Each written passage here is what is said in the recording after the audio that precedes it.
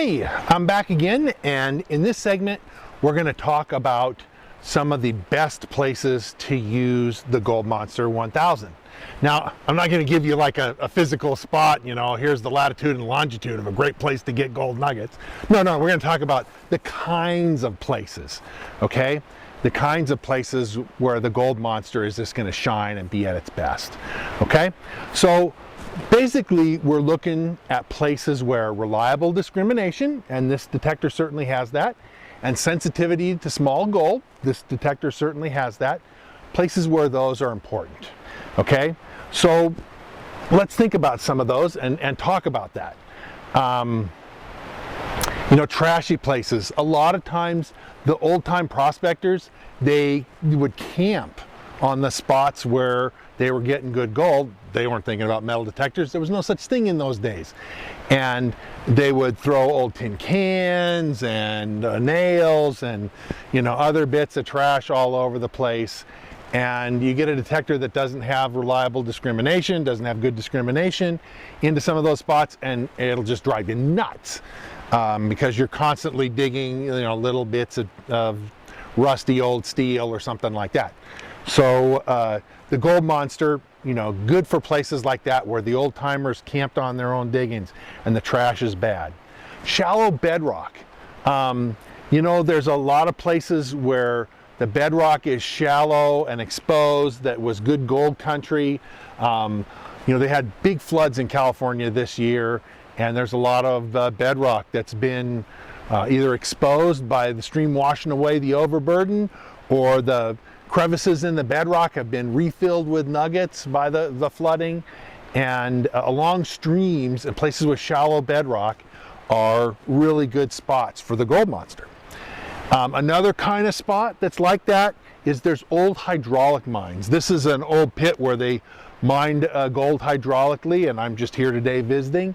And those kinds of pits sometimes have real shallow bedrock in places, and those places are good for the Gold Monster 1000. Those are the kind of places where you're going to be successful finding some nice nuggets, yeah, that maybe the old timers left behind.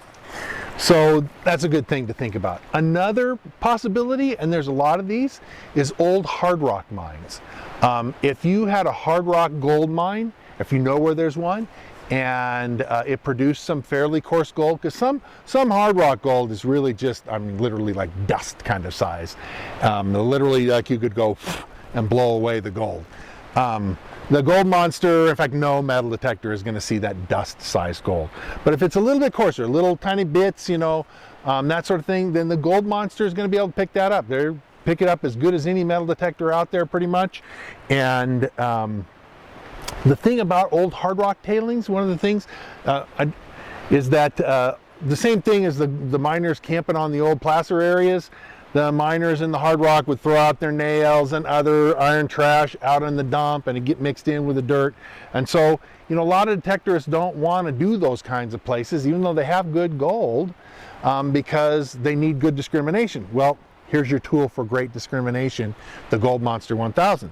So old hard rock mines. And in fact, I got to tell you, one of the places that I'm going to spend time with my Gold Monster is out in some of those old hard rock areas where the dumps are out there, and you know, they may have thrown away a bit of quartz or some other bit of ore that had some good gold in it, and this will be a good detector for that kind of thing.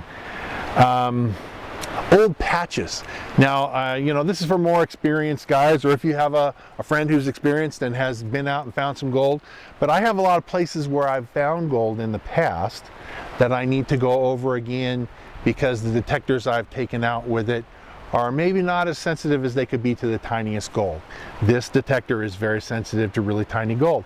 So I figured that I'm going to go out and use this thing to pick up some more gold that I've missed in places where I've done well in the past. So those are some hints and some ideas of the kinds of places that that you'll find are really successful with the Gold Monster 1000, and I hope they're helpful to you in deciding where you want to go to find some gold. So let's go to the next segment.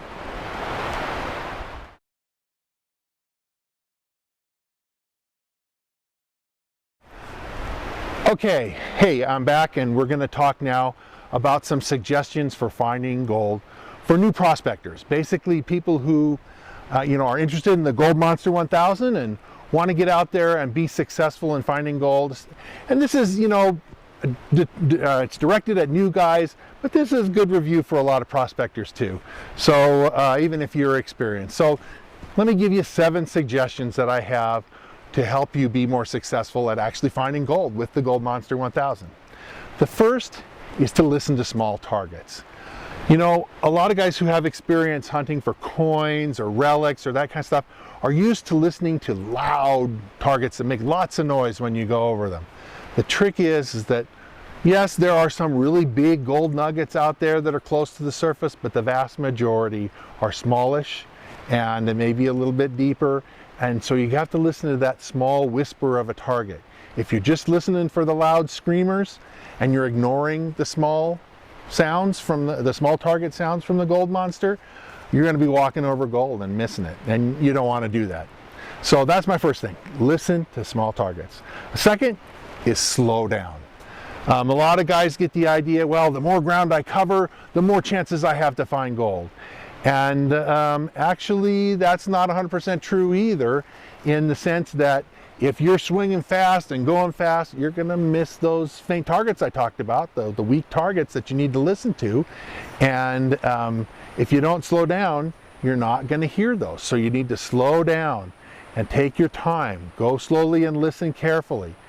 One of the things that's really important to remember, prospecting is not a race. It's about finding gold. So that's item number 2. Number 3 is coil control. One of the things you want to be sure to do is you don't want your coil to swing in a shape like a U. Even a little bit of a U is not good. You want to keep it flat and parallel to the ground. And you keep the coil flat and parallel to the ground, then the Gold Monster is going to be able to do the best for you.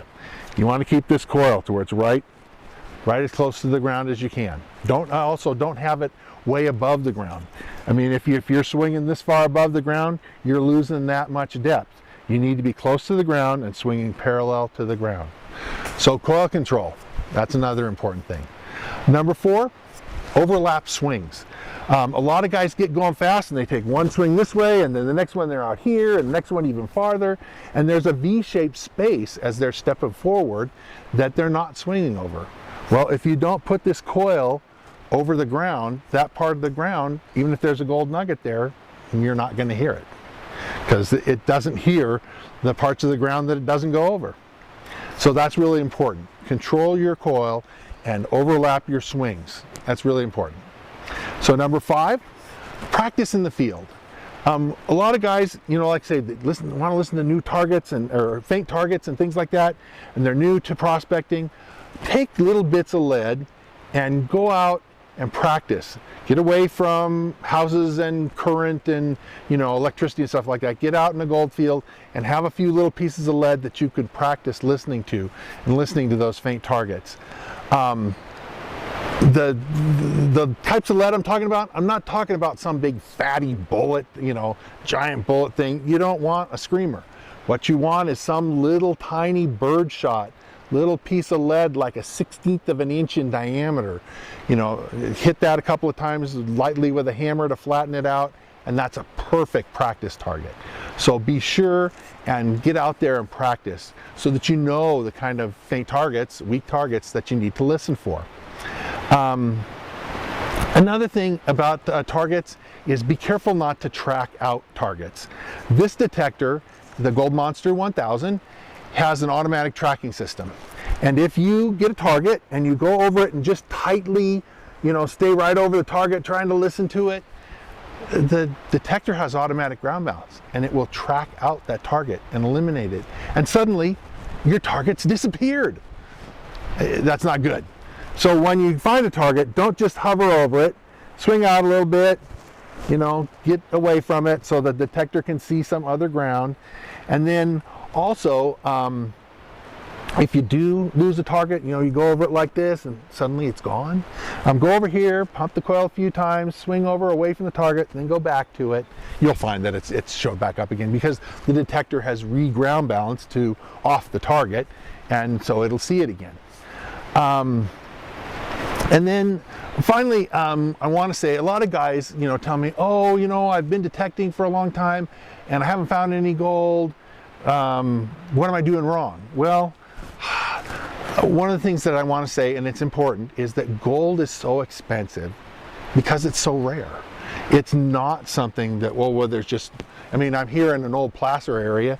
It's not something where there's just nuggets strewn everywhere. The old timers didn't leave nuggets everywhere. They took them with them. Gold is rare and it's hard to find. And you can find it. Believe me, you can be successful. A lot of guys are, and a lot of guys have been, and there's no reason why you can't also be successful in finding gold.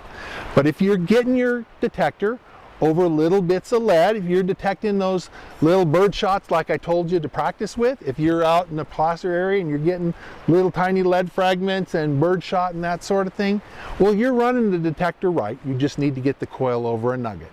And sometimes that's hard to do. It takes a little bit of experience and learning about prospecting for gold and how to find gold.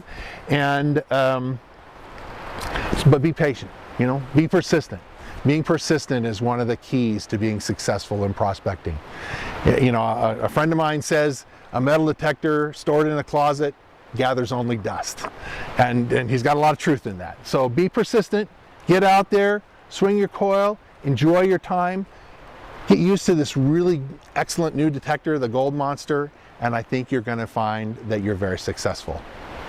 Good luck and best of everything to you out there. Hope you're finding some big nuggets soon. Thanks.